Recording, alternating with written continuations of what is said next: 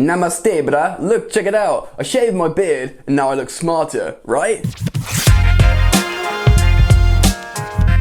What's going on, people? Welcome back to Football Therapy with me, host Jan. I hope you guys are all doing well today. I really do hope that. Welcome back to Chelsea News, the daily series here on Football Therapy, where I talk about Chelsea news. A couple of big stories I want to talk about today, so just relax and flow into it. Hakim Ziyech reportedly fit, self-proclaimed a fit man, as in, healthy. Is Tuchel likely to use this type of player? We're going to get into that. And big Tony Rudiger has spoken out on the rumours and stories on The Athletic to Simon Johnson. I want to cite a little bit from that. Lots to get into. I'm delighted to tell you, boys and girls, this video is brought to you by OneFootball. Zing, yes, OneFootball is the sponsor of Chelsea News here on Football Therapy, the companion app that gives you everything you'll ever need regarding the beautiful game. I've told you this before, but it's important that you listen. It's entirely free. I use it on the regs every day. It keeps you connected to your favourite team. It's really the best football app there ever was and ever will be, and you can get it for completely free by clicking the link down in the description. You're welcome in advance. Alright then, let's go into today's video and into today's first story. And that is Hakim the Dream, the Wizard of Amsterdam, now the Wizard of London.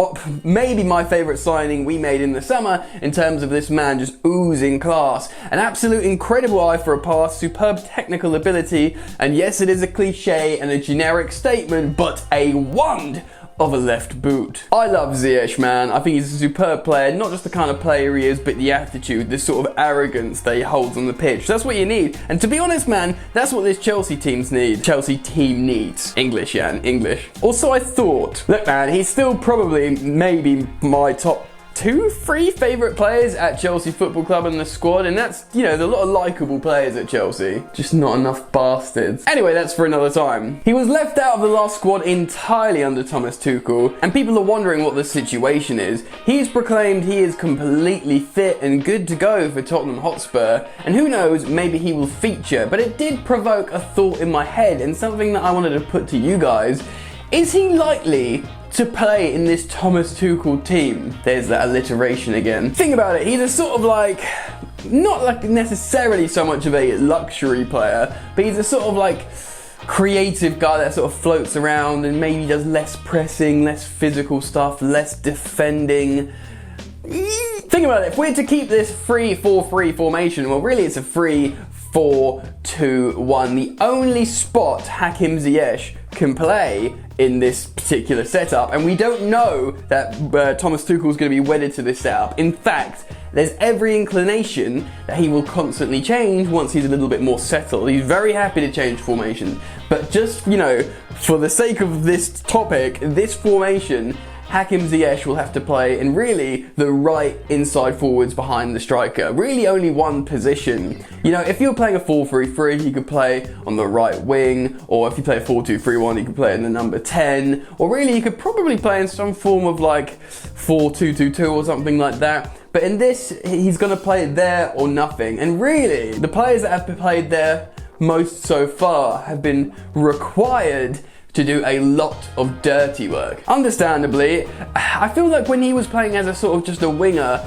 he gets more cover from the midfielders and the fullback, but there's so much pressing from these sort of inside forwards. I wonder if Hakim is going to be used then, because they play so narrow and driving down the middle, he won't get the opportunity as much to use his left boot on the far right flank, paying those long diagonals to the far post. Do you know what I mean? A little bit worrying. In pre-season, that seemed like an absolute dream, him, Hakim the Dream, passing to Timo Werner, and who knows, Christian Pulisic running to the far post. That's what we want to see. I just wonder, this current tactical setup, it's not really even just the formation, it's the tactics.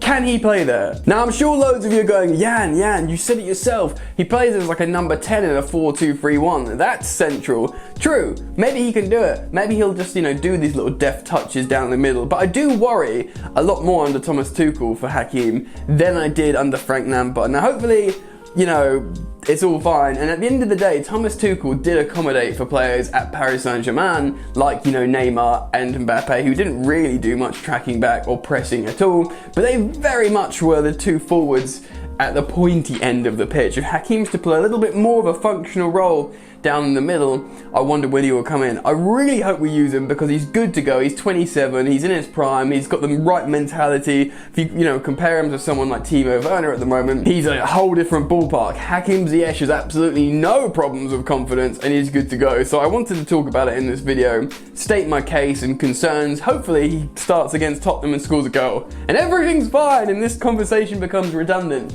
But I want your thoughts, feelings and opinions on this subject, so make sure you express those down in the comment section below.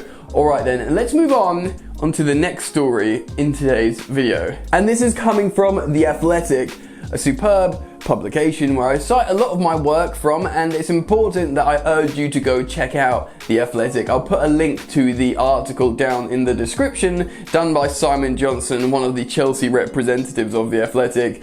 They spoke to Antonio Rudiger about, the changing of the guard, the big fallout with Lampard, or reported fallout that, then players like Tammy Abraham and Cesar Azpilicueta came out afterwards defending Antonio Rudiger. This portion of the video is not me saying one thing or another. I'm not saying it's all nonsense, I'm not saying it all happened, I'm just reporting on this Athletic story and giving it to you and giving you my opinions and just taking a few segments from it. And it's also important to note I have only been talking about Tuchel, I haven't looked back at Lampard once, and this isn't me harping back to Lampard. This is probably the last time I'll talk about him, certainly for a long time on Football Therapy, but just because it's topical, I want to show you what the big German has said and what he thinks about Lampard, Tuchel and this current Chelsea team, because he's seemingly here to stay, Tony Rudiger. So yeah, let's get into some of his quotes and see what he said about Frank Lampard. Rudiger told The Athletic, "There have been many nonsense rumours around me since the last week. I've never talked to the board about the situation of the coach or any other topics. Frank Lampard trusted in my abilities after Christmas in a very difficult situation and I'm thankful for this. It was also the main reason I told my representatives not to look for a new possible winter move anymore. Unfortunately, it was not meant to be for our team to turn things around with the coach. We always wanted the best for the manager and for the club." So categorically off the bat, he's saying, look man, this is all nonsense, we wanted the best, I'm a professional, what are you all talking about? Do you know what I mean? So there's that so far. Let's go on and read a little bit more before I give you my thoughts and opinions on the player. Rudiger is adamant Lampard should be remembered for doing a good job and added, "He took over the manager position last season when things were very complicated for all of us, but we managed to qualify for the Champions League together with him. He has given so many young players a chance in the first team and they're still doing an amazing job. I'm pretty sure we will see Frank Lampard in another club very soon." Interesting. Now it's good that he said something like that, because Frank Lampard's legacy at Chelsea is ultimately a really good and notable one. Not only did he qualify for the Champions League in a season where we were favourites not to, and reaching a cup final, but he created that pathway from the academy to the first team, which Roman Abramovich, the Chelsea owner, has been longing for best part of 20 years or whatever, 15 years, do you know what I mean? So that alone in isolation is an incredible thing. It's proven to the hierarchy and the fans and the players themselves and the youngsters that this can happen and should happen and now will happen. Let's wind down on the final quotes from Antonio Rudiger. "Just to make this clear, I would have stayed at Chelsea no matter the name of the manager. I was not always happy about the results, but I felt that I'm still an important part of the squad. After a difficult situation for me around the autumn last year, my playing time increased a lot. There was no reason to look for a new challenge for me. I feel comfortable in the club I'm in and in London." So there we have it, pretty conclusive from the player himself. Is it a PR media cover-up after some handbags in the dressing room? I don't know. But it's important to note what at this point is, it doesn't matter. Stuff happens all the time in football clubs. They're real people working. Dramatic things happen in relationships, social, work stuff. It just happens, man. But the important thing is moving forward. Antonio Rudiger has said all the right things. There seems to be a harmonious element in the squad again, which is really important, and it looks like Antonio Rudiger is here to stay in the back line, certainly for the moment. Not only is there the sort of German connection with Thomas Tuchel and Antonio Rudiger, he wanted him at PSG, and I believe Rudiger was at the Dortmund Academy a long time ago, so maybe Tuchel would have been aware of him when he came in, that he's a past player or something. I'm not entirely sure of the details there. Point being, it looks like Tuchel wants the player. And Rudiger, although he was awful points last season, I'm not going to sugarcoat it, he was like dismal, like real bad. There is a player in there somewhere who can score the odd goal with his head. He can do long diagonal balls every now and again.